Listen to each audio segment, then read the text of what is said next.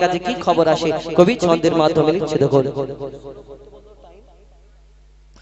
মা আমিনার দোলাই দেখো তোলে মিমের ফুল, দুনিয়া ঘুরে পাবে না গো যাহার সমতল।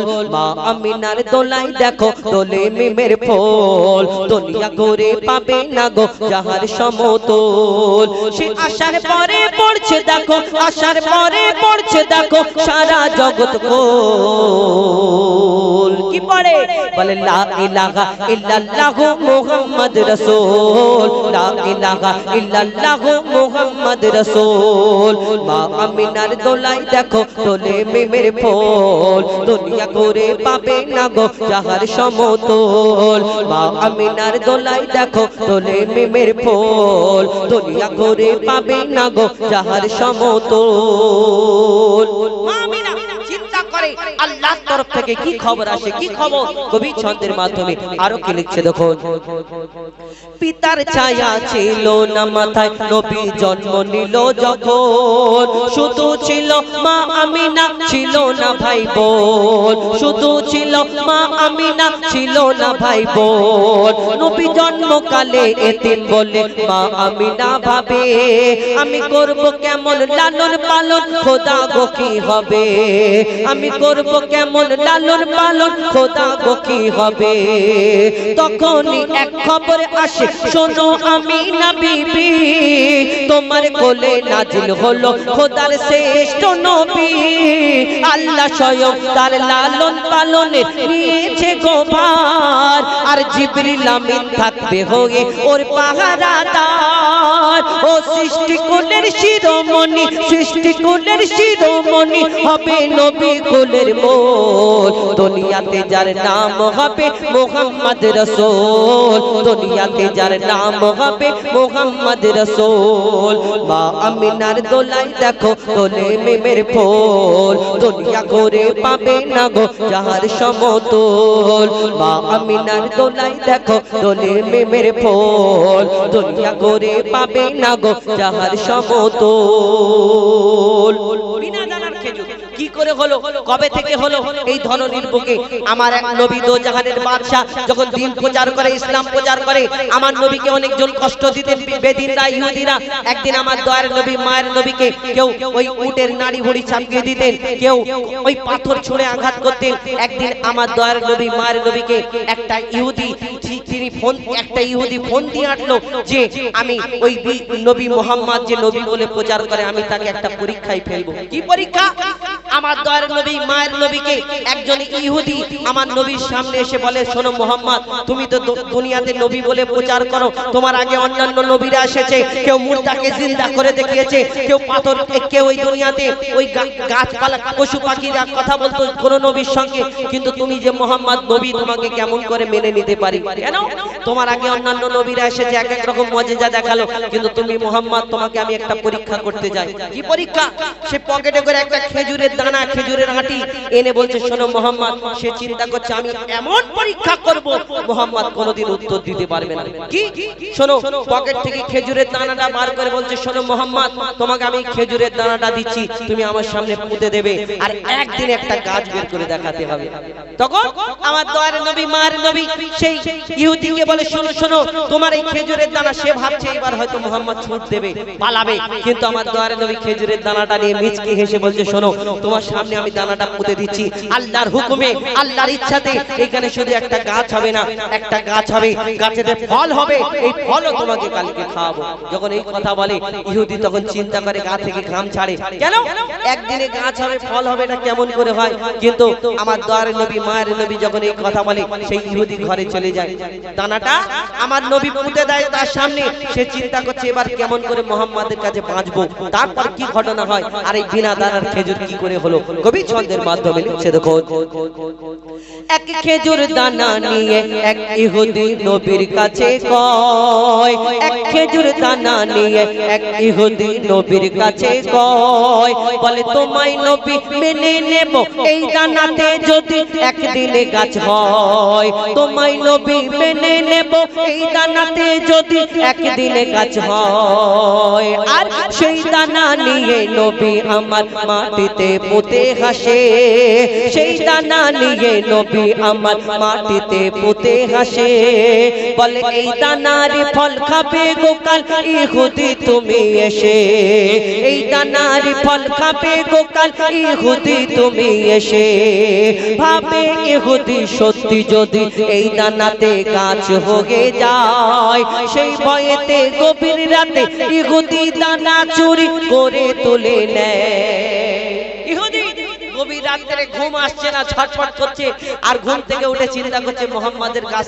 দানা থেকে যদি গাছ হয় তাহলে আমাকে কলমা পড়তে হবে মুসলমান হতে হবে আমার সম্মান থাকবে না ইহুদি আস্তে আস্তে আস্তে আস্তে গভীর রাতে আমার দয়ার নবী যেখানে দানা পুঁতেছিল সেখানে এসে হাজির এবার চারিদিকে দেখছে লোকজন কেউ নেই কি চারিদিকে দেখার পরে দেখে লোকজন কেউ নেই দানাটা আস্তে করে তুলে আর পকেটে পড়ে নেয় এবার চিন্তা করছে মোহাম্মদ কেমন করে গাছ বের করে দেখায় আমিও দেখবো কেন দানা তো আমি তুলে নিয়েছি বিনা দানায় গাছ কি করে হবে না দানা যদি না থাকে গাছ কি করে হয় তারপর কি ঘটনা হয় তারপর ইহুদি নিজের বাড়ির দিকে যাচ্ছে লোকজন জোগাড় করছে শোনো শোনো কালকে মোহাম্মদকে বেইজ্জত করব আমি আর তোমরা সবাই মিলে তামাশা দেখবে তারপর কি হয় কবি ছন্দের মাধ্যমে লিখছে দেখো ভাবে ইহুদি সত্যি যদি এই দানাতে গাছ হয়ে যায় সেই ভয়েতে গভীর রাতে ইহুদি দানা চুরি করে তুলে নেয় সেই ভয়েতে গভীর রাতে ইহুদি দানা চুরি করে তুলে নেয়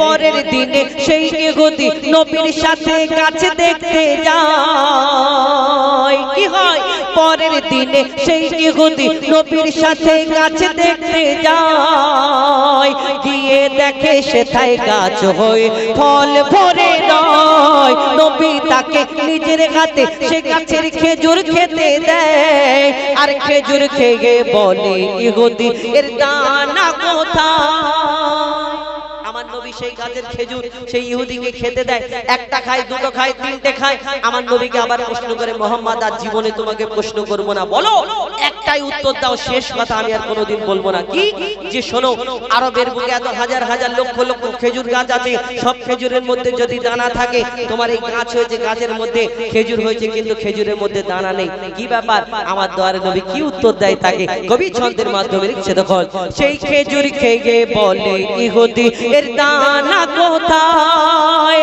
আর নবী বলে যে গাছের দানা নবী বলে যে গাছের দানা রাতে চুরি হয়ে যায় সেই বিনা দানার গাছের খেজুরে দানা কি আর হয় ইহুদি তখন স্বীকার করে ইহুদি তখন স্বীকার করে মোর নবীর কাছে বল আর কি বলে তুমি খোদা সত্যি নবী মুহাম্মদ রাসূল পড়ে নেয় লা ইলাহা ইল্লাল্লাহু মুহাম্মদ রাসূল মা আমিনার দোলাই দেখো দোলে মিমের ফুল দুনিয়া ঘুরে পাবে না গো যাহার সমতল মা আমিনার দোলাই দেখো দোলে মিমের ফুল দুনিয়া ঘুরে পাবে না গো যাহার সমতল সে আসার পরে পড়ছে দেখো সারা জগৎ কোল লা ইলাহা ইল্লাল্লাহু মুহাম্মদ রাসূল লা ইলাহা ইল্লাল্লাহু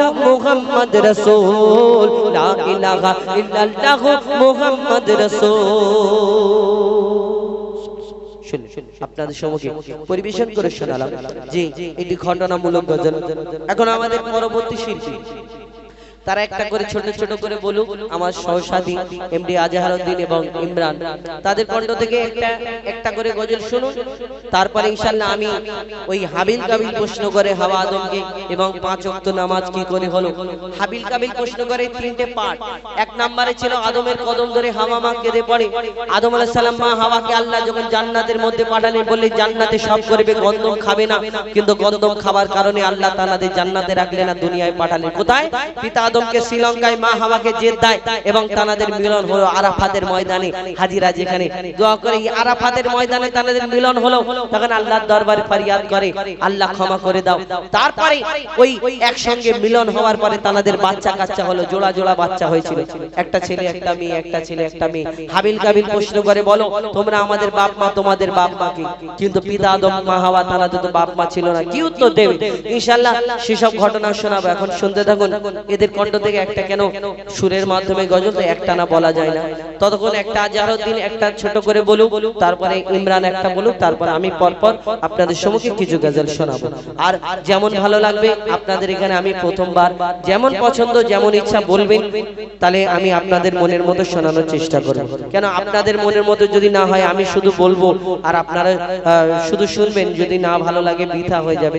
তো অনুরোধ করব আপনাদের কাছে, দেখুন শুনতে থাকুন এমডি আজহারউদ্দিন, তার কণ্ঠ থেকে সুন্দর একটি গজল শুনুন, তারপরে ইনশাআল্লাহ আমি আপনাদের সম্মুখে আবার শোনাবো। বিসমিল্লাহির রহমানির রহিম। আসসালামু আলাইকুম ওয়া রাহমাতুল্লাহি ওয়া বারাকাতুহু। সকলকে জানাই আন্তরিক প্রেমপ্রীতি শুভেচ্ছা ভালোবাসা। আজকে এই পাক পবিত্র মাহফিল, যেখানে আল্লাহ রাসূল করিম সাল্লাল্লাহু আলাইহি ওয়াসাল্লামের তারিফ প্রশংসা গুণগান সুরের মাধ্যমে পরিবেশন করা হবে। উপস্থিত হয়েছেন পশ্চিমবাংলার সুনামধন্য শিল্পী আমার ওস্তাদ জনাব এমডি হুযায়ফা এবং ইমরান ফারহাদ। আমি আদম গুনাহগার এক সামান্য মোহাম্মদ আজহারউদ্দিন সর্বপ্রথম আপনাদের সম্মুখে হামদে বাড়ি তাআলা পরিবেশন করে শোনাবো। আপনারা ধীরে স্থির ভাবে শ্রবণ করুন।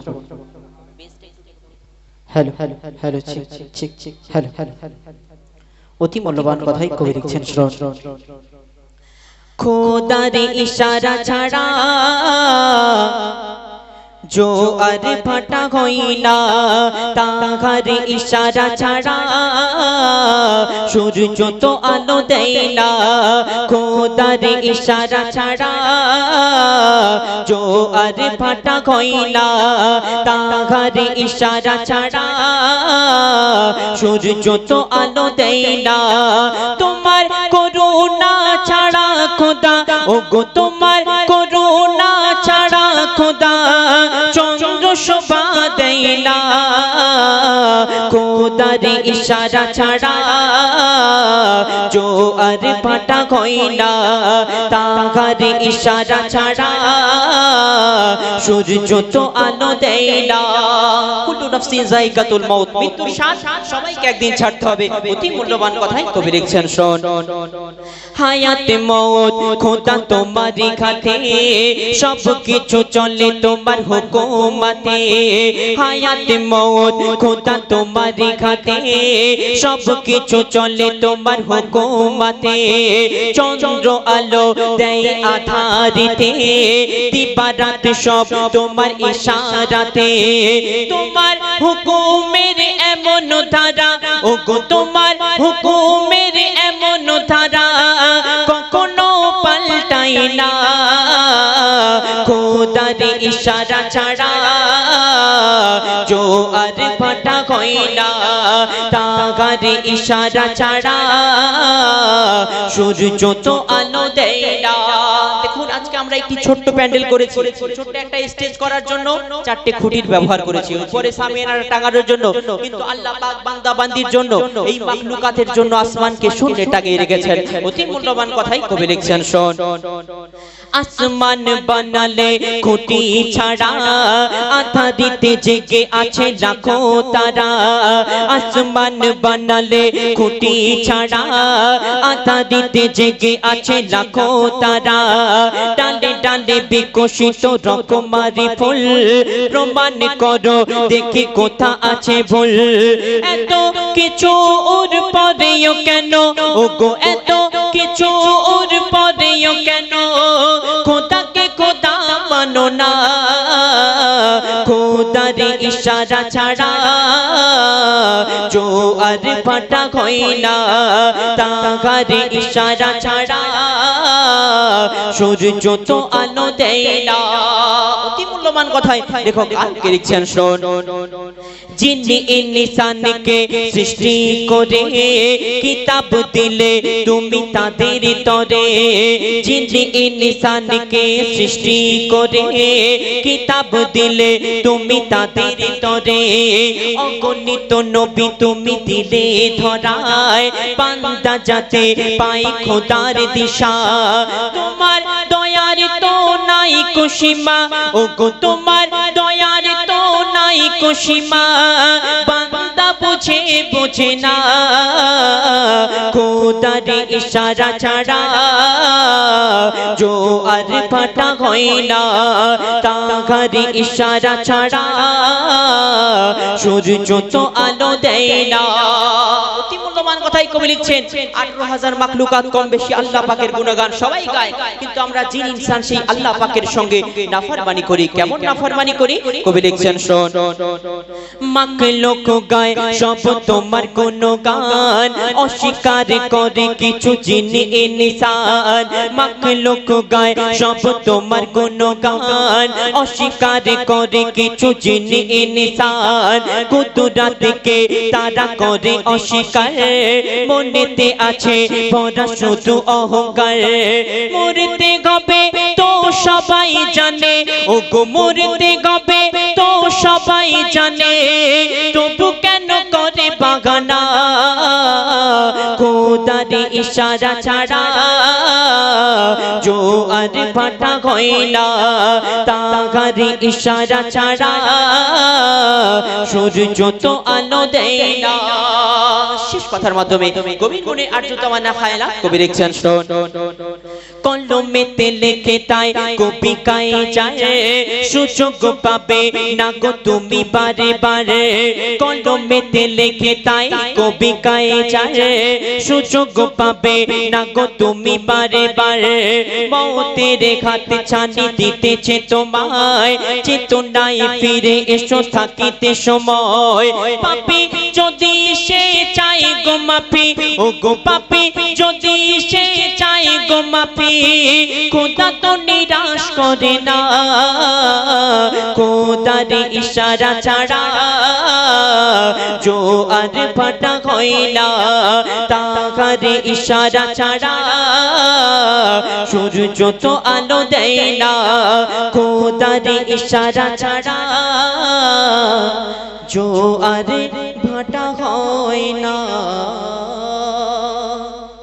শুনে তো এখন আপনাদের সম্মুখে ইমরান ফারহাদ তারা মূল্যবান গজল পরিবেশন করে শোনাবে, আপনারা ধীরে স্থির ভাবে শ্রবণ করুন। যাই হোক, ইতিপূর্বে আমাদের এমডি আজহারউদ্দিন তার কণ্ঠ থেকে শুনলেন, আর ইমরান ফারহাদ তার কণ্ঠ থেকে একটি শুনুন। তারপরে ইনশাল্লাহ আমি পরপর আপনাদের সম্মুখে পরপর কিছু ঘটনামূলক গজল শোনানোর চেষ্টা করব ইনশাল্লাহ পরপর, তারপরে আমি পরিবেশন করব। এখন শুনতে থাকুন ইমরান ফারহাদ তার কণ্ঠ থেকে। হ্যালো, বিসমিল্লাহির রহমানির রহিম। সর্বপ্রথম আমার আন্তরিক শুভেচ্ছা এবং ভালোবাসা জানিয়ে সালাম জানাই, আসসালামু আলাইকুম রাহমাতুল্লাহি ওয়া বারাকাতুহু। মঞ্চ উপস্থিত সম্মানীয় ব্যক্তিগণ এবং উপস্থিত আছেন পশ্চিম বাংলার সুনামধন্য শিল্পীগণ, আমার উস্তাদ এমডি হুযায়ফা এবং এমডি আজহারউদ্দিন দা এবং আমি অতম গুণাগার ইমরান ফারহাদ। তো সর্বপ্রথম পবিত্র নাত রাসূল সাল্লাল্লাহু আলাইহি ওয়াসাল্লাম আপনাদের সঙ্গে পাঠ করছি, আপনারা দেখতে পাবে মৌজুদ স্বর শুনবেন। তার আগে ছোট্ট করে দৌড়পাট কবি ছন্দের মাধ্যমে লিখে দেখুন। চেক হ্যালো হ্যালো চেক টাইমটা বাড়িয়ে দেবেন। সাল্লাল্লাহু আলাইকা ইয়া বুঝতে হবে তবেই ভালো লাগবে। নাচের যদি সুরটা শোনা যায় তাহলে বুঝতে পারবেন আমি কি বলতে চাইছি। তখন আপনাদের সম্মুখে ছোট্ট করে একটি নাচ শরীফ শোনায়, তারপরে ঘটনামূলক গজল আপনাদের সম্মুখে আরো শোনানোর চেষ্টা করব। এই দুনিয়াতে আল্লাহ পাক রব্বুল আলামিন 18,000 মাখলুকাত এবং 1,02,24,000 নবী অর্থাৎ পয়গম্বর আল্লাহ সৃষ্টি করেছেন, কিন্তু তার মধ্যে আমার আপনার নবীকে আল্লাহ শ্রেষ্ঠ করে ঘোষণা করলেন। জানার মতো কেউ হয়নি, হবে না, আসেনি, আসবে না। তো সেই সম্পর্কে কবি ছন্দের মাধ্যমে লিখেছেন, আল্লাহ বেমিসাল করে লাজবাব করে আমার দয়ার নবী আমার আপনার নবীকে আল্লাহ শ্রেষ্ঠ করে ঘোষণা করলেন। কেমন? কবি ছন্দের মাধ্যমে লিখছে দেখুন,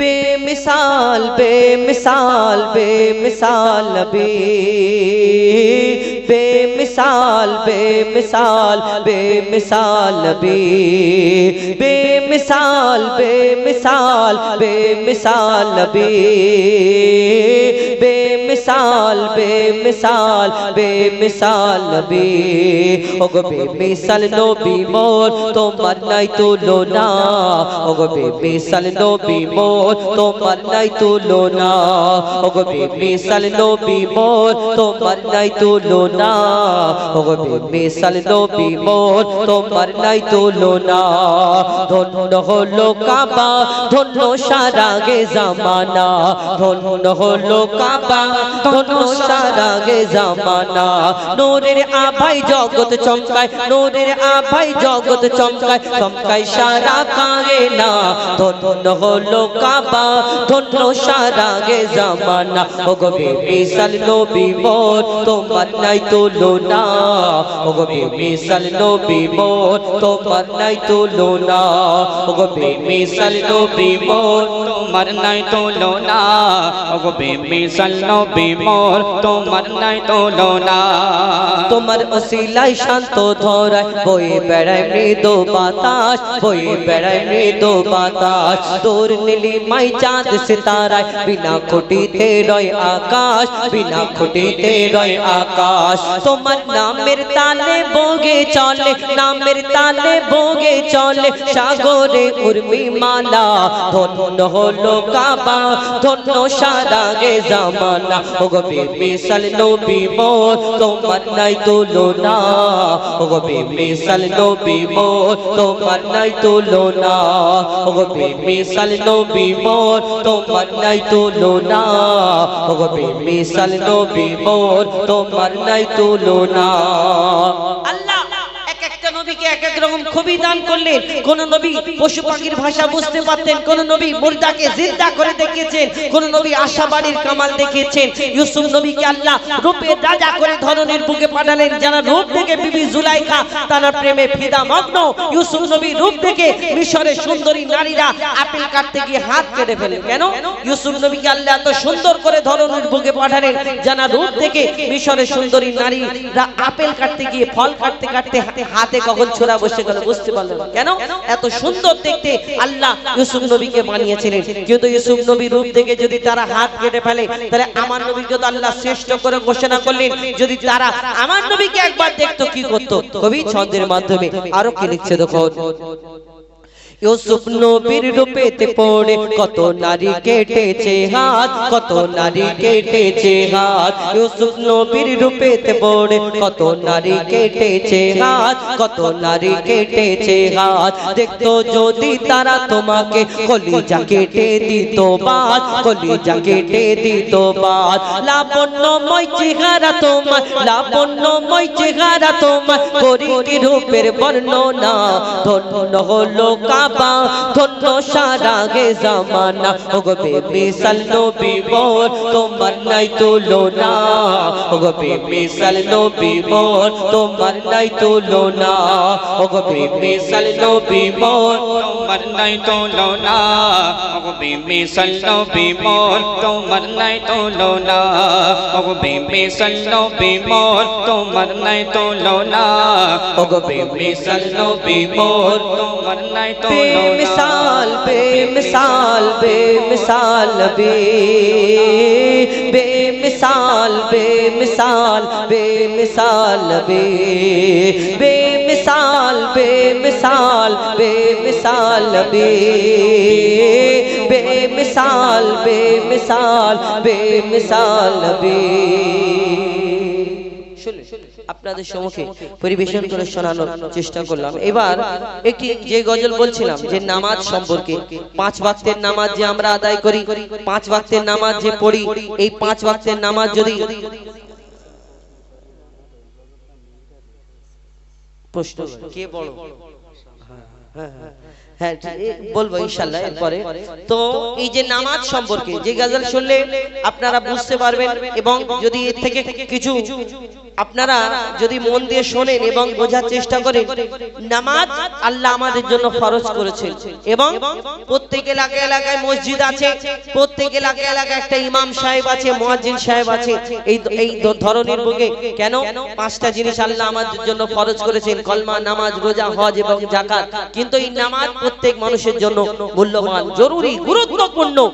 আমরা এই মুসলমান ঘরে জন্ম নিয়েছি, কলমা পড়েছি, রোজা করি, হজ, যাকাত সবকিছু, কিন্তু নামাজ থেকে আমরা যে এই নামাজ যে আমরা পড়ি, পাঁচ ওয়াক্তের নামাজ আমাদের জন্য এত গুরুত্বপূর্ণ, আমরা যে এই নামাজ আমাদের জন্য ফরজ করা হয়েছে, তো এই পাঁচ ওয়াক্তের নামাজ কিভাবে এলো এবং এই পাঁচ ওয়াক্ত নামাজ যদি আমরা আদায় করি আমাদের জন্য কি ফায়দা আছে।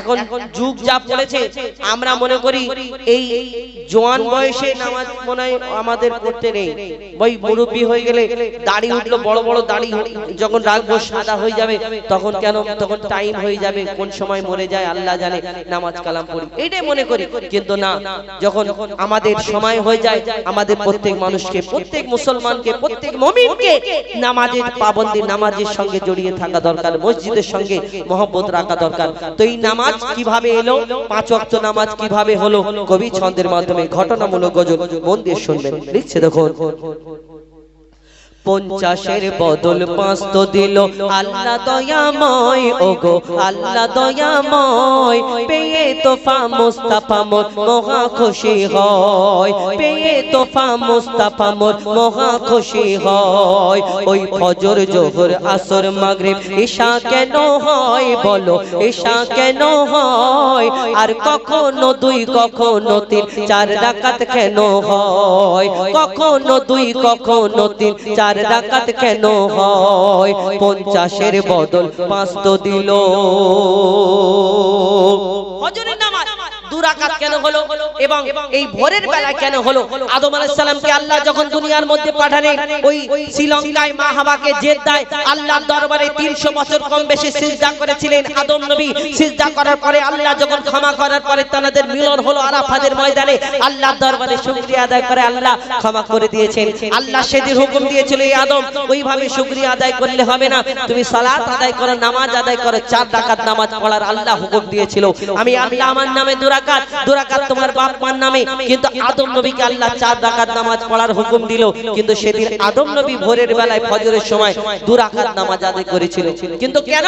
কবি ছন্দের মাধ্যমে আরো কি লিখছে দেখো, গন্ধম খাওয়া আদম হাওয়া শুকরিয়া জানাই, গন্ধম খাওয়া আদম হাওয়া শুকরিয়া জানাই, আল্লাহ বলে মিললে যে 4 রাকাত পড়তে হয়, আল্লাহ বলে মিললে যে 4 রাকাত পড়তে হয়, খোদার নামে 2 রাকাত আর 2 রাকাত বাপ মার, খোদার নামে 2 রাকাত আর 2 রাকাত বাপ মার, আর 2 রাকাত নামাজ পড়ে আদম যে চুপচাপ, সেদিন 2 রাকাত নামাজ পড়ে আদম যে চুপচাপ। কেন? বাপ মা তাহার ছিল না তাই পড়ে 2 রাকাত,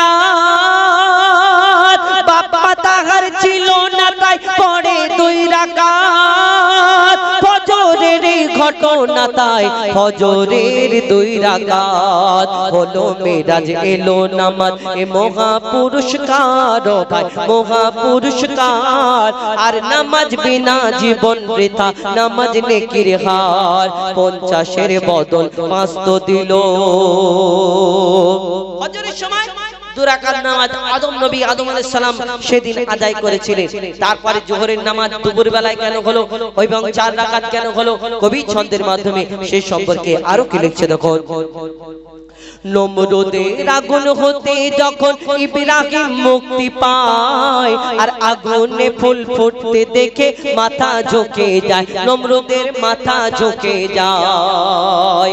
কম বেশি 8 মাইল আগুন লাগানো হয়েছিল, একটা চরকার ব্যবস্থা করেছিল ইব্রাহিম নবীকে আগুনে নিক্ষেপ করার জন্য, কিন্তু সেই আগুনে যখন ফেলে দিল আল্লাহ হুকুম দিল এই আমার খালিলের একটা পশম না যেন জ্বলে, সেদিন আগুন ঠান্ডা হয়ে গেল আল্লাহর হুকুমে। আল্লাহ আল্লাহ দরবারে শুকরিয়া আদায় করে ইব্রাহিম আলাইহিস সালাম।